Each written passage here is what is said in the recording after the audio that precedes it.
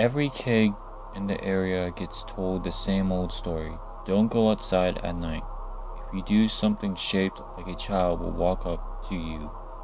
It will ask you to become its friend. Don't fall for this. Once you say yes, they will introduce you to the others. You will never be able to leave them. But as with all things, time makes people forget. Children will start to think it's just a story to keep them inside at night, despite the fact that not a single adult would dare to go outside. It takes a fresh warning for children to believe again. Just a week ago, little Timmy Jones decided to prove everyone wrong, or so he thought. He told all his friends about his plan. Some of his friends, however, did believe in the stories they told their parents about Timmy's plan, but it had already been too late. Rather than waiting for nightfall at home, he had walked around his parents' farm. By the time people were mobilized and on the lookout, it had started to get dark. No one dared stay out, so they prayed for the best, knowing in the back of their minds that it was futile. Timmy had not been found.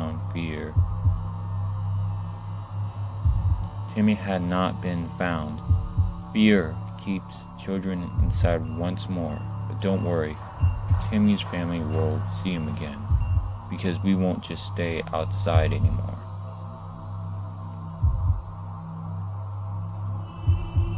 I've always thought of myself as such a responsible person. Why did I let this happen? Driving while intoxicated? What was I thinking?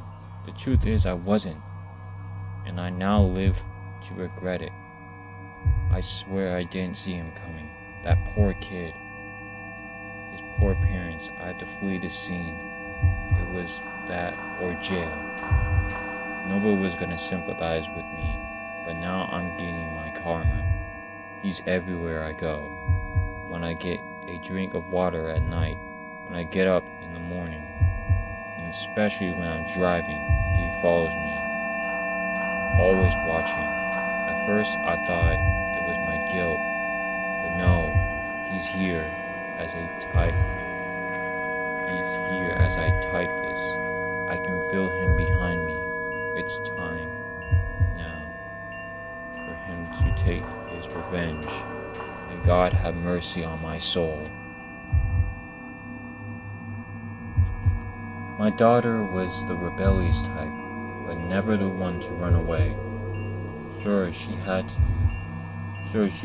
her constant squabbles with her mother and I that all teens were prone to. But she had no money and no car. I know she didn't up and leave. I know this was something worse. Within days, search dogs led authorities to a deep wooded area where the police found a ripped, bloody shirt. DNA testing showed it belonged to our daughter.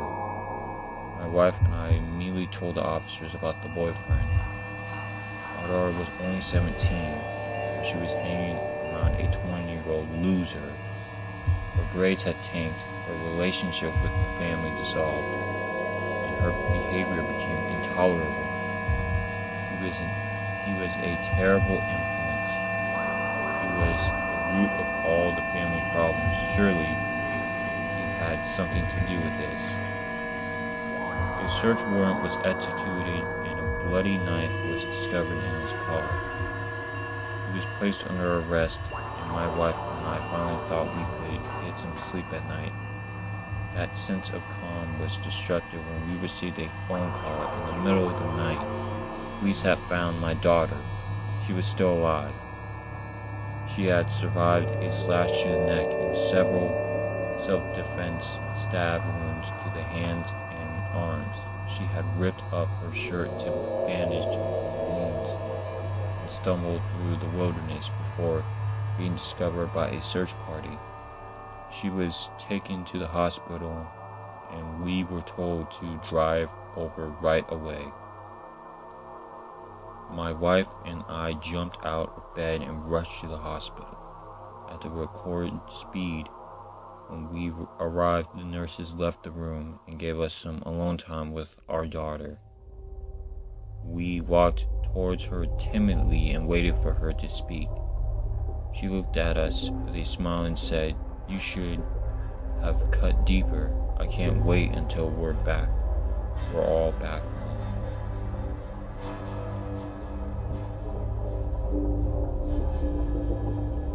I was about to start my new life in a little place called Nice Hill. It looked quite, nice. It looked like it was pulled straight from a storybook. Main Street was busy, the local restaurants were delicious, and the locals were quite nice. They definitely lived up to the town's namesake. Within maybe 2 months of me arriving at Nice Hill, I had gotten myself a good job at the local bank, met myself a sweet girl, and made myself a regular at the bowling alley. Life was going quite well for me here. Definitely better than it was, and I can't remember where I was before. But this is better. I hadn't had a girlfriend in years, I think. I invited her over to my place for dinner. I was going to cook her some chicken parzama, but I couldn't quite remember how to do it.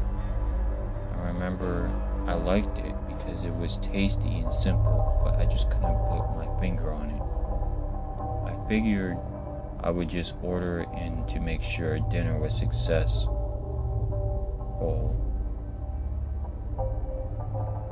Ern showed up looking as beautiful as ever. I told her that I couldn't remember seeing anyone so beautiful. She smiled and came in to eat the food I had ordered. I told her I couldn't remember if she told me her favorite food, so I went with pizza. Everyone loves pizza, right? She laughed at my failed attempt to host a proper dinner, but she still endured this horrid night with a smile. The conversation came to a standstill.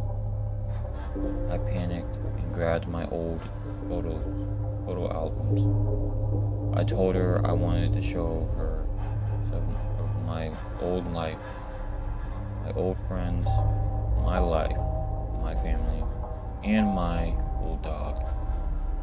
I couldn't remember his name I guess I was too nervous.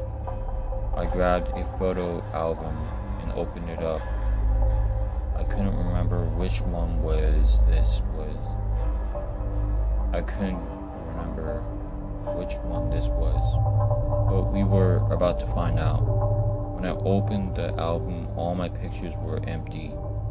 I kept flipping and flipping to try and find one, but it was just blank photos. "This is impossible," I cried. I flipped through the rest of the albums. It was the same thing except for one. The picture I took the day I left Denver. Yeah, I left Denver to head to, I can't remember. I looked at Erin in complete shock. She knelt beside me, put her hand over the picture, and kissed me more passionately than I've ever been kissed. I opened my eyes and looked at the picture she had covered. It went completely blank. "What are you doing to me?" I asked. "You have to be happy in Nice Hill, Eric. We want you to stay here with us." I can't remember how I got out of the place. I don't remember a lot these days, but I do remember her, that town, and what it did to me. Stay away from Nice Hill. Silence. A silence so loud that it hurts. It's so quiet. You can hear your own heartbeat. Where am I? Who am I? Why am I here? Runs through your head. You're strapped to a table you can't move. The room is blinding white. There's no one around. But the worst thing of all is this silence, deafening silence. Finally, after what feels like a century, someone enters the room, but they made no sound. How are they so quiet? What even are they? What's that tool they have? Why is everything going black?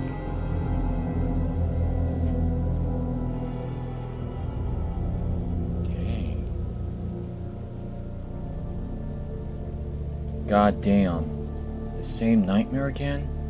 It's the third time this week that it got me up. I checked the digital clock next to me. 5:55. Gotta get up at 6:30 anyways. I'm too awake to have a power nap like that. The sweat in my forehead starts feeling ice cold. I check the temperature. 46? In Florida? Shit. I better make sure Tyler is okay. I get out of bed and put my loafers on. As I go down to the hallway, I can see Tyler's outline in his bed. I grab an extra blanket from the closet and throw it over him. Wouldn't want the little guy to get cold. Well, now there's nothing to do but maybe watch a little TV. I head to the living room, and I can see the faint glow of the TV against the walls before I round the corner. Oh, that's right. I let Tyler stay up late yesterday to watch TV. Guess the little rascal didn't turn it back off. As I round the corner to my living room, I notice I see Tyler laying there on the couch fast asleep.